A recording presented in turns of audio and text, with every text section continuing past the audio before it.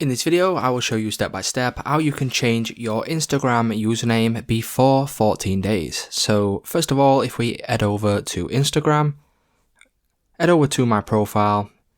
As you'll notice, it does now say that you can only change your username once within 14 days. So what we can do to change this is to head on back, go over to the three lines in the top right hand corner, and then you need to scroll down until you see the option for help.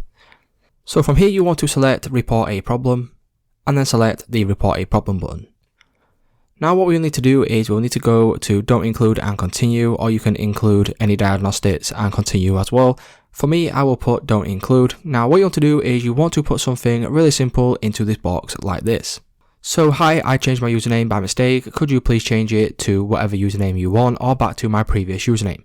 Now what you will then be able to do is you will then be able to add a screenshot or upload a photo to go ahead that you are having a problem with your username, and then once you have done this, you can click on send in the top right hand corner, and then once this is sent over to Instagram, they will then look at your problem and then they will go ahead now and then change your username if you meet the requirements. So it's just that simple, guys. That's how you can change your username before 14 days on Instagram.